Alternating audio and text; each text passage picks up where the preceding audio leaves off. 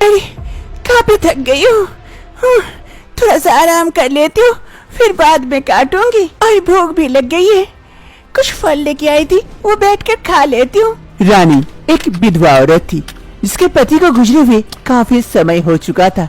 अपने जीवन यापन के लिए जंगल में आकर लकड़ियाँ काटती, उससे कुछ बाजार में बेच देती, कुछ लकड़ियाँ अपने घर लेके जाती। ऐसे ही रानी का दिन बीतता है। रानी काफी थक गई थी, जिस कारण वो जाकर एक पत्थर पर बैठती है और उसके पास कुछ केले रखे हुए थे, वो निकाल कर खाने वाली होती है। तभी देखती है सामने पेड़ पर एक बंदर उसकी ओर देख रहा होता है। अरे बंदर, और मेरे हाथ में केला, अरे लगता है तुम्हें भी भूख लगी है, आओ मैं तुम्हें भी केला देती हूँ, तुम भी खा लो। रानी जैसे उस बंदर को अपनी ओर बुलाती है, वो बंदर जल्दी से पेड़ से उतरकर रानी के पास आ जाता है और रानी की ओर देखने लगता है। तुम्हें भी भूख लगी है, ये लो केला खा लो, भूख मिट जाएगी। रानी उस बंदर को केला देती तो है, लेकिन वो बंदर केला नहीं लेता है। वो वहीं बैठकर रानी की ओर घूरे जा रहा था। क्या हुआ, भूख नहीं लगी है क्या? तो तुम बाद में खा लेना, तुम्हारा फेवरेट केला है। चलो अब मुझे देर हो जाएगी, मैं जल्दी से चलती हूँ। बंदर वहीं बैठा रहता है। रानी जल्दी से लकड़ियाँ समेट लेती है और घर की ओर चल देती है। रानी अब से लकड़ियाँ काटने के लिए जंगल आती तो है और जंगल से लकड़ियाँ भी काटती है। वो बंदर बैठ कर रानी की ओर देखता है। रानी लकड़ियाँ काटकर वहाँ से चली जाती है तो वो बंदर काफी उदास हो जाता है।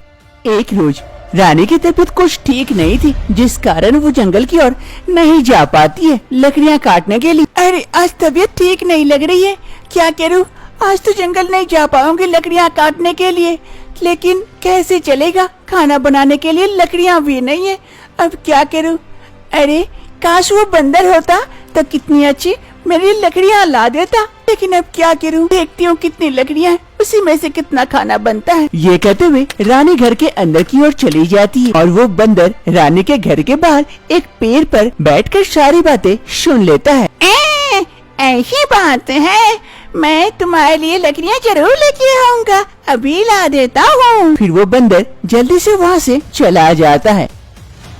रानी रसोई घर में थी। अरे जितनी लकड़ियाँ हैं, इसमें तो लग रहा है सिर्फ चावल ही बन पाएगी, आज सूखा चावल ही खाना पड़ेगा।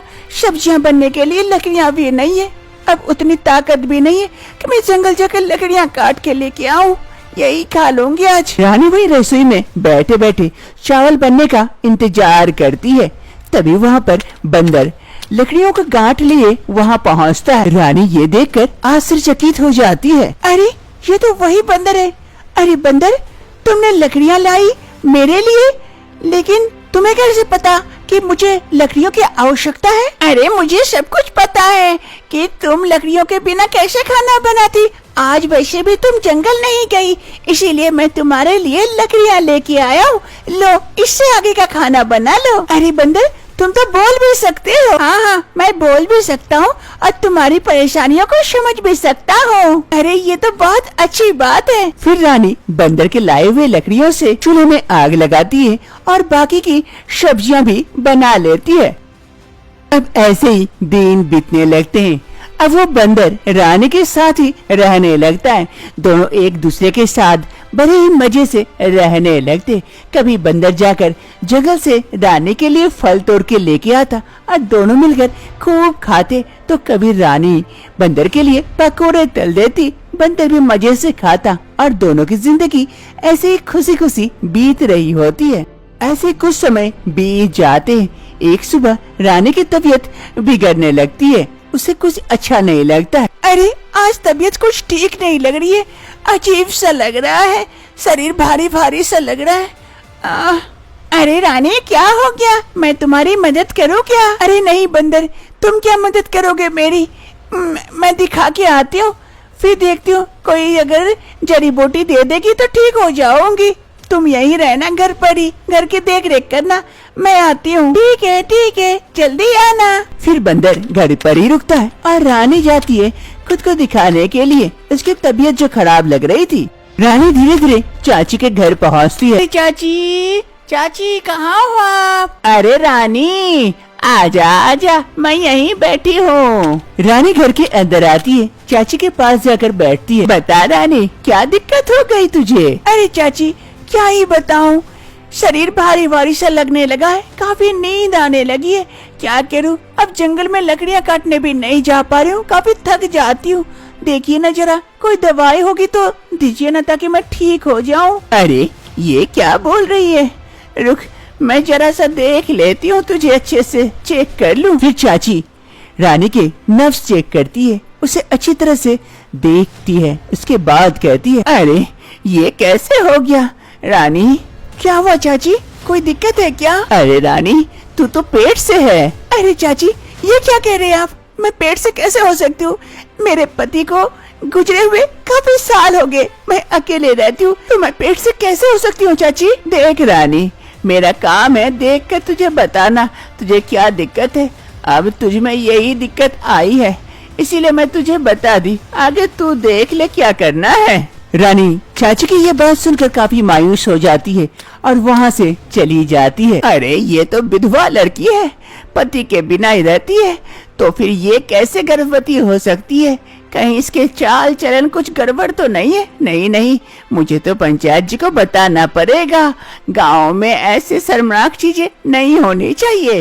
ये बात गांव में हवा की तरह फैल जाती है और सभी कोई गांव वाले मिलकर पंचायत बुलाते हैं। रानी को भी वहाँ बुलाया जाता है जवाब देने के लिए। अरे रानी, हम सभी गांव वाले ये जानना चाहते हैं, आखिर ये बच्चा आया कहाँ से? तुम गर्भवती कैसे हुई, जबकि तुम्हारे पति तो काफी साल पहले गुजर चुके हैं? कहाँ की हो, मुंह काला, हमारे गांव का नाम क्यों बदनाम कर रही हो? अरे नहीं नहीं पंचायत जी, ऐसी कोई बात नहीं है, मैं ऐसा वैसा काम कुछ भी नहीं की हूँ, नहीं पता मैं गर्भवती कैसे हो गई। अरे पंचायत जी ऐसे नहीं बताएगी, इसे तो गांव से निकाल देना चाहिए, हमारे गांव का नाम खराब हो रहा है, एक लड़की के कारण इसे निकाल दीजिए हमारे गांव से। अरे हाँ हाँ पंचायत जी, वो सही कह रहा है, ऐसी औरत को गांव से निकाल देना चाहिए, हमारे गांव पर सवाल उठेंगे। हाँ हाँ निकाल दो।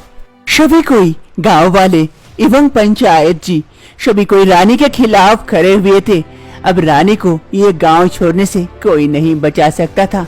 तभी वहाँ पर एक साधु बाबा आ पहुँचते। अरे रुक जाओ, ऐसे इतनी जल्दी फैसला मत लो किसी के लिए। अरे महर्षि बाबा, आप प्रणाम बाबा, आप अचानक से यहाँ पधारे? हाँ, तुम्हारे गांव की भला के लिए मुझे यहाँ पधारना पड़ा और एक स्त्री पर अत्याचार हो रहा है, उसको बचाने के लिए मैं आया हूँ। लेकिन बाबा, ये लड़की बदचलन है, कहीं से मुंह काला करके आई है और हमारे गांव का नाम खराब कर रही है, इसी कारण हम इसे गांव से निकाल रहे हैं। पागल मत बनो, ठीक है ना? ये लड़की तुम्हारे गांव का रक्षक है, इसके पेट में पल रहा बच्चा इस गांव की रक्षा करेगा। जानते भी हो इसके पेट में किसका बच्चा है? नहीं बाबा, किसका है? ये लड़की जिसके साथ रहती है उसी का बच्चा है। क्या? ये क्या कह रहे हैं पापा? वो तो एक बंदर है। हाँ बेटी, मैं सब जानता हूँ, किसी श्राप के कारण वो बंदर बन चुका है, लेकिन असल में वो बंदर नहीं इंसान है और उसे श्राप है जिस कारण वो बंदर बना रहेगा। जब तक कि निस्वार्थ आत्मा वाला कोई आदमी उसे छू न ले तब तक वो इंसान नहीं बन सकता बेटी। इसीलिए तो आज भी वो तलाश में है ऐसे इंसान का, जिस वक्त उसे ऐसा कोई इंसान छू लेगा वो इंसानी रूप में आ जाएगा। चलो बेटी, मेरे साथ चलो यहाँ से। फिर वो महर्षि बाबा रानी को अपने साथ वहाँ से लेके चले जाते हैं और गांव वाले सभी अपनी गलतियों पर अफसोस करते हैं। ऐसे ही कुछ वक्त बीतता है। एक रोज रानी के पेट में काफी दर्द शुरू हो जाता है। दाइमा वहाँ आई हुई थी रानी की मदद करने के लिए और देखते ही देखते रानी एक प्यारे से बच्चे को जन्म देती है। लेकिन ये बच्चा कुछ अजीब सा था, इंसान का सर था लेकिन शरीर बंदर का था। आगे मैया गे, ये कैसा बच्चा है? इंसानी शरीर नहीं है, सिर्फ सर और बंदर का शरीर।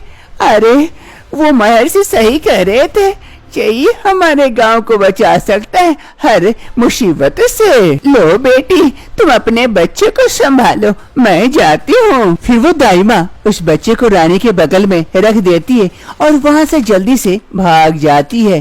क्या देख रही हो तुम वहाँ से? यहाँ आओ और बच्चे को गोदी लो, देखो कितना प्यारा बच्चा है। ये सुनते ही वो बंदर धीरे धीरे वहाँ करीब आता है। अरे कितना प्यारा बच्चा है, अरे ले ले, अरे क्या हुआ, मन कर रहा है तो गोदी लो इसे, अच्छा लगेगा। अरे सच में मैं गोदी लूं, बच्चा बच्चा। जैसे उस बंदर ने उस छोटे से बच्चे को गोदी लेता है, अजीब से उसके शरीर में हलचल होने लगती है। पूरा शरीर वो वहीं से बच्चे को रख देता है, दूर हट जाता है और देखते ही देखते वो एक इंसानी रूप में बदल जाता है। ये देखकर रानी भी शॉक्ड हो जाती है। अरे तुम तो बंदर थे, इंसान कैसे हो गए? अरे रानी, मेरा श्राप टूट गया, मैं वापस से इंसान बन गया था। काफी सालों तक मैं इस श्राप के कारण बंदर बना रहा और आज देखो मैं वापस से इंसान बन चुका हूँ। ये देखकर रानी पहले आश्चर्यचकित हुई थी, लेकिन अब मनी मन खुश भी होती है। फिर एक रोज रानी और वो बंदर जो इंसान बन चुका था, कुणाल, दोनों शादी रचा लेते पूरे गांव वालों के सामने और अपने उस अजीब बच्चे के साथ आगे की जिंदगी अब खुशी खुशी बिताते हैं। पूरे गांव वाले भी इन दोनों की शादी से काफी खुश होते हैं।